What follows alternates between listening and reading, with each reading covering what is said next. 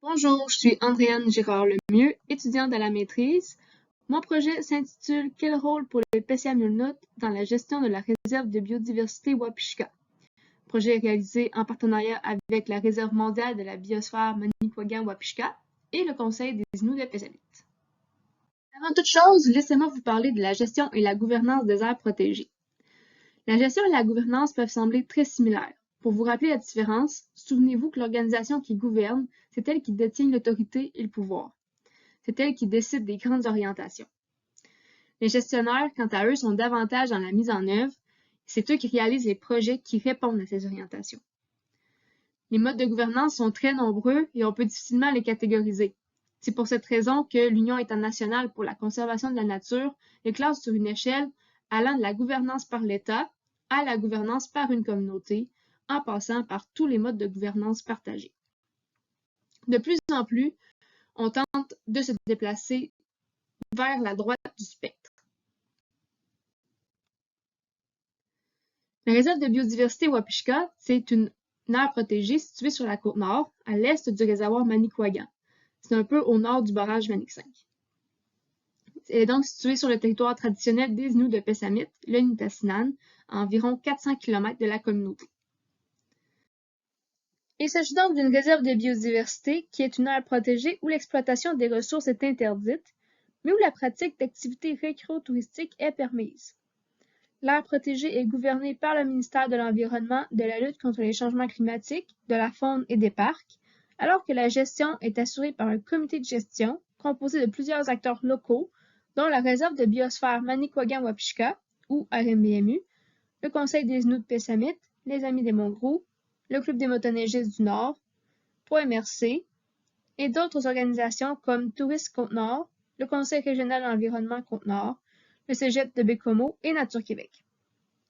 Un élément particulier de la structure de gestion, c'est qu'une organisation à but non lucratif, la RMBMU, joue un rôle central dans la gestion de la protégée en agissant comme animateur. Aussi, il existe une relation particulière entre l'OBNL et le Conseil des Inuits de Pessamit, puisqu'ils sont les cofondateurs d'une entreprise, la Station Wapishka, qui est une station de recherche et d'écotourisme située au pied des monts Wapishka. On voit ici sur l'image la station Wapishka au pied des monts Wapishka. Toutes ces caractéristiques-là nous ont amené à nous poser la question suivante. Quels sont les facteurs qui influencent la gestion d'une aire protégée, impliquant une collaboration entre une Première Nation et un organisme à but non lucratif? Pour répondre à la question, on a commencé par effectuer une revue de la littérature systématisée qui regroupait 28 articles scientifiques dans un contexte international et qui a permis de créer le cadre d'analyse pour les prochaines étapes. Ensuite, j'ai eu la chance de passer un été en stage avec la RMBMU en 2021, puis l'été suivant, j'ai pu effectuer un séjour prolongé dans la communauté Innu de Pessamit. C'est lors de ce séjour que j'ai pu réaliser les groupes de discussion qui sont en fait le cœur de ma collecte de données. J'ai pu rencontrer 26 membres de la communauté répartis dans 9 groupes. Le guide d'entrevue a été créé en collaboration avec les deux partenaires et comportait des questions sur la vision, sur l'implication de la communauté dans la gestion et sur de possibles pistes d'amélioration. J'ai ensuite retranscrit les discussions, puis j'ai analysé les verbatims avec le logiciel NVivo. Et voici ce qui en est ressorti. Il y aurait donc 4 facteurs qui influencent la gestion d'une aire protégée impliquant une Première Nation et un organisme à but non lucratif, soit les facteurs contextuels, les facteurs relationnels, facteurs de gestion et gouvernance, puis les retombées. Je vais élaborer un peu plus sur chaque facteur en prenant la réserve de biodiversité Wapishka comme exemple. Les facteurs contextuels concernent notamment tout ce qui a trait aux caractéristiques du territoire.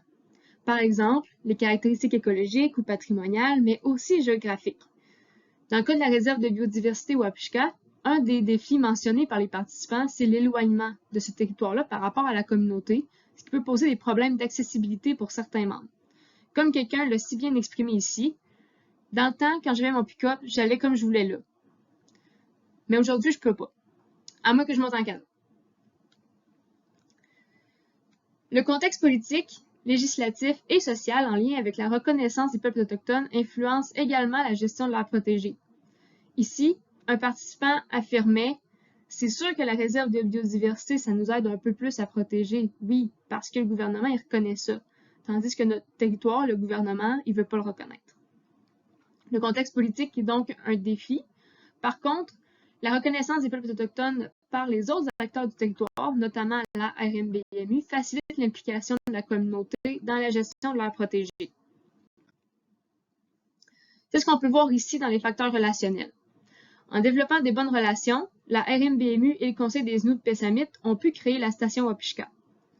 Par contre, certains participants éprouvaient également une certaine méfiance envers les non-autochtones en raison de l'historique colonial.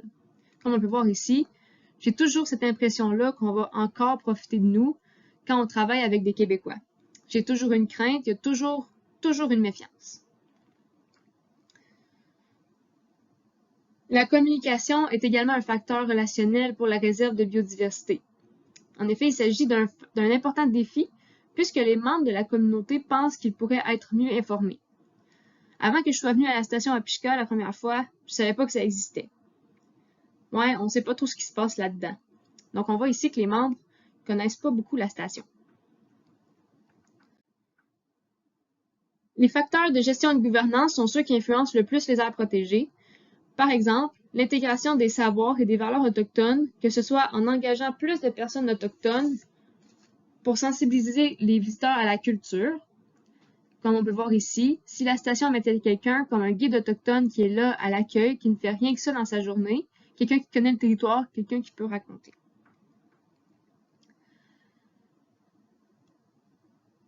Ou en marquant la présence autochtone avec davantage d'objets de la communauté.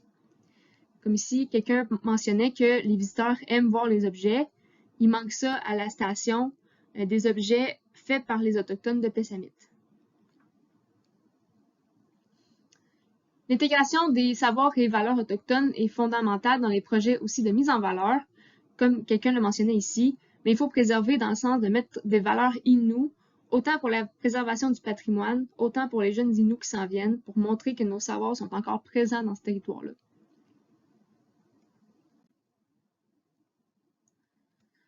Au niveau des structures de gestion et de gouvernance, tous les participants étaient unanimes. Le Conseil des Inuits Pessamit devrait avoir une place dans la gouvernance de l'aire protégée. Comme quelqu'un le mentionnait ici, on devrait être dans les grandes décisions, nous autres aussi. Le Conseil des Inuits Pessamit devrait être à la même place que le ministère. Ou encore, le problème est en haut.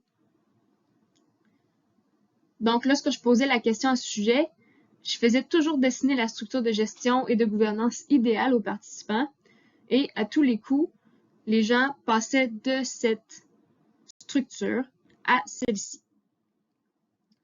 On voit donc que les participants souhaiteraient une réelle co-gouvernance, soit une gouvernance de nation à nation.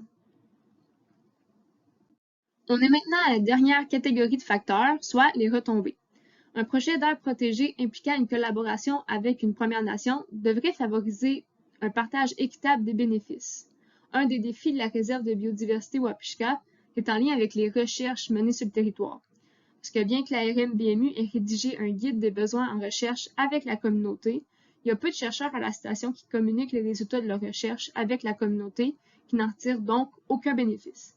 Pour cette raison, certains participants proposaient de faire un protocole de recherche dans lequel les chercheurs sont obligés d'engager quelqu'un de la communauté ou de faire du transfert de connaissances lorsque ce n'est pas possible.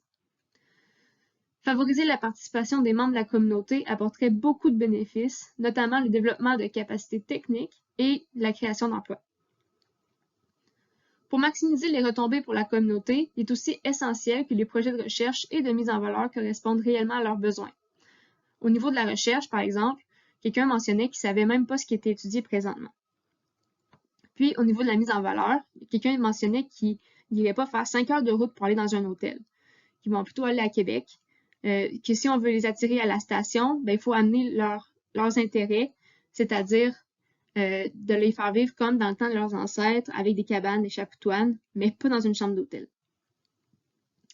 Plusieurs participants proposaient des projets d'amélioration, notamment pour faciliter l'accès au territoire et pour transmettre les valeurs Inuits, non seulement aux membres de la communauté, mais aussi aux visiteurs de la station, en faire un lieu de partage. En résumé, la réserve de biodiversité Wapishka est un modèle d'art protégé qui comporte ses défis, mais qui a également su développer une structure qui favorise la collaboration entre les acteurs. Et déjà, depuis la réalisation des groupes de discussion à l'été 2022, il y a plusieurs améliorations qui ont été apportées pour surmonter les défis identifiés par les participants. Après 3 ans de travail sur ce projet, je compte terminer d'ici décembre 2023. Je suis donc en période de rédaction de mon mémoire, puis je produirai un rapport à mes 2 partenaires en espérant que ça puisse les aider à trouver des pistes de solutions pour les défis auxquels ils font face. Avec ce projet de recherche, j'espère faire connaître une des possibilités de participation des Autochtones au projet d'art protégé. Aussi, j'espère aider à mieux intégrer les perspectives autochtones dans la gestion et la gouvernance territoriale, non seulement à Wapishka, mais aussi dans d'autres aires protégées. Puis, d'encourager la collaboration entre une Première Nation et un OBNL en identifiant les défis associés à ce type de partenariat-là. En connaissant les défis dès le départ, ça va être plus facile de trouver des solutions. Change Commit Now, merci beaucoup d'avoir visionné la capsule et je souhaite remercier les personnes et les organisations qui ont rendu ce projet possible. Mon comité d'encadrement, Jean-Michel Baudouin, Louis Bélanger, Justine Gagnon, Pauline Suffis, mes personnes ressources de mes partenaires, donc Marie-Hélène Rousseau et Marianne Valcourt, les partenaires du projet et les partenaires financiers, soit le Conseil des Inuits Pessamit, la RNBMU, Mitax et Sentinelle Nord. Merci beaucoup.